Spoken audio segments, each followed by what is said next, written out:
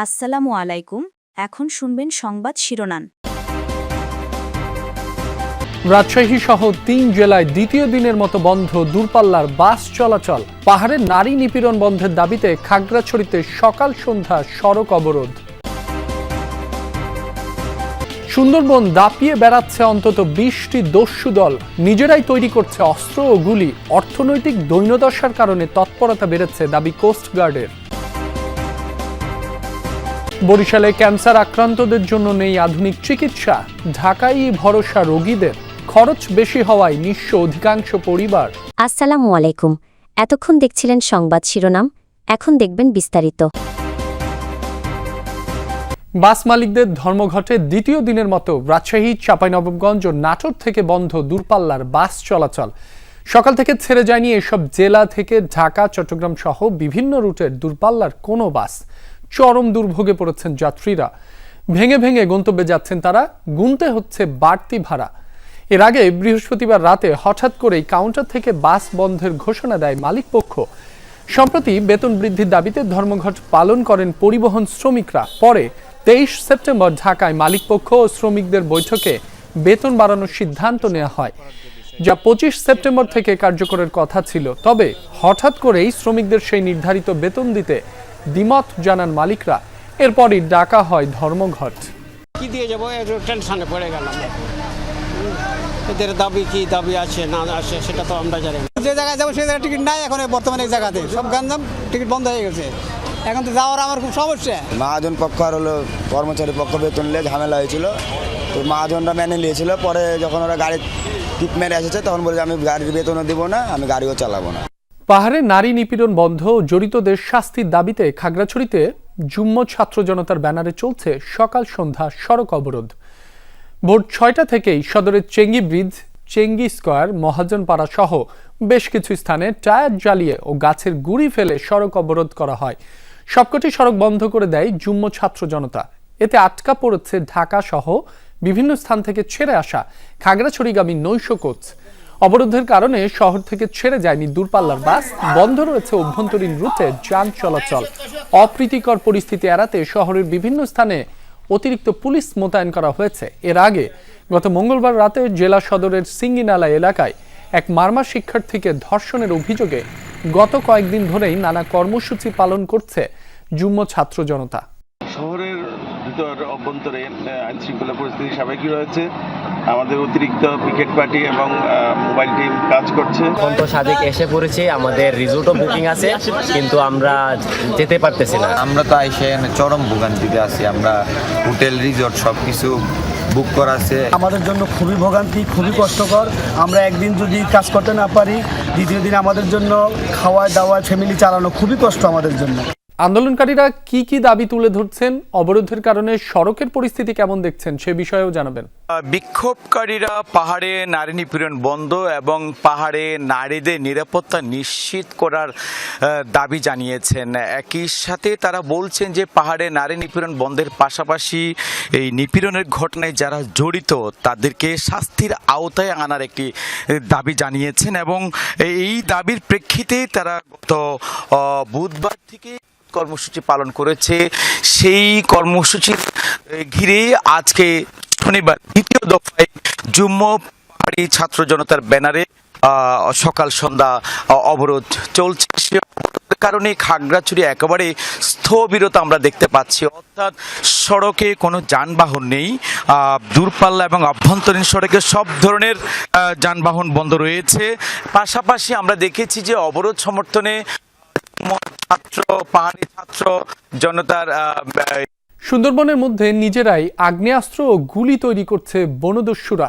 সেই অস্ত্র দিয়ে জিম্মি করা হচ্ছে জেলে বাওয়ালিদের। এরপর আদায় করা হয় মুক্তিপণ। অনেকেই অস্ত্র সহ গ্রেফতার হওয়ার পর জামিনে মুক্তি পেয়ে আবারও নেমেছেন দস্যুতায়। তবে দস্যু বাহিনী দমনে কার্যকর পদক্ষেপ নেওয়া হচ্ছে বলে জানিয়েছে আইন শৃঙ্খলা রক্ষা বাহিনী। সুন্দরবন নীল আকাশ, ঘন সবুজ বন আর নদীর স্বচ্ছ জল এসে মিশেছে যেখানে, প্রাকৃতিক সৌন্দর্যে ভরপুর এই ম্যানগ্রোভ ফরেস্ট। বনের সৌন্দর্যে বিমোহিত হলে মুদ্রার উল্টোপিঠ গায়ে কাটা দেওয়ার মতন। বর্তমানে বৃষ্টির মতো দস্যুদল পুরো সুন্দরবন দাপিয়ে বেড়াচ্ছে। সশস্ত্র এসব দস্যুদের আতঙ্কে সবসময় তটস্থ থাকতে হয় জেলে মওয়ালদের। কিন্তু দস্যুদের হাতে এই অস্ত্র আসলো কিভাবে? গত 12 সেপ্টেম্বর কোস্টগার্ডের হাতে দস্যু রাঙ্গা বাহিনীর 2 সদস্য আটক হয়। তাদের হাতে থাকা স্মার্টফোনে মিলে অস্ত্র পরিচালনার প্রশিক্ষণের ভিডিও। আগ্নেয়াস্ত্রের পাশাপাশি সেসব তৈরির সরঞ্জামও উদ্ধার হয় আটককৃতদের কাছ থেকে। কোস্টগার্ডের কর্মকর্তারা জানালেন, বনের গভীরে নিজেরাই অস্ত্র ও গুলি তৈরি করে বনদস্যুরা। যে সকল অস্ত্র উদ্ধার করেছি আগ্নেয়াস্ত্র, তার মধ্যে আমরা মোস্টলি দেখেছি এগুলো সেলফ মেড, এবং আপনাকে আমি বলেছি যে তাদের আগ্নেয়াস্ত্র তৈরির সরঞ্জামও কিন্তু আমরা তাদের কাছ থেকে উদ্ধার করেছি। সো আমাদের যেটা ডিরেকশন সেটা হচ্ছে তারা নিজস্ব অস্ত্র নিজেরা তৈরি করে, এবং তাদের কাছে সেই মেকানিজম আছে, সেই ধরনের ইকুইপমেন্ট আছে। 2018 সালের নভেম্বরে সুন্দরবনকে দস্যুমুক্ত ঘোষণা করা হয়। তবে গণ অভ্যুত্থানের পর আবারও সক্রিয় হয়েছে কয়েকটি বাহিনী। অর্থনৈতিক দৈন্যদশা এবং আইন শৃঙ্খলার অবনতির কারণে আবারও দস্যুরা তৎপর হয়েছে বলে দাবি কোস্টগার্ড কর্মকর্তার। 5 আগস্ট পরবর্তী যেটা দেখা গিয়েছে যে আপনাদের এখানে আইন শৃঙ্খলার কিছুটা অবনতির কারণে পুরনো কিছু দস্যু নতুন করে আবার এই ধরনের কার্যক্রমে ফেরত আসছে, এবং হচ্ছে যেটা আপনাকে প্রথমে বললাম যে অর্থনৈতিক যে দৈন্যদশা, এইটা একটা দায়ী হতে পারে। বর্তমানে সুন্দরবনকে দস্যুমুক্ত করতে অভিযান পরিচালনা করছে কোস্টগার্ড। গত 1 বছরে 26টি অভিযানে আটক হয়েছে 44 দস্যু। উদ্ধার করা হয়েছে বিপুল পরিমাণ অস্ত্র, গুলি এবং আগ্নেয়াস্ত্র তৈরির সরঞ্জাম। দস্যুদের কেউ স্বাভাবিক জীবনে ফিরতে চাইলে সব ধরনের সহায়তার আশ্বাস দিলেন এই কর্মকর্তা।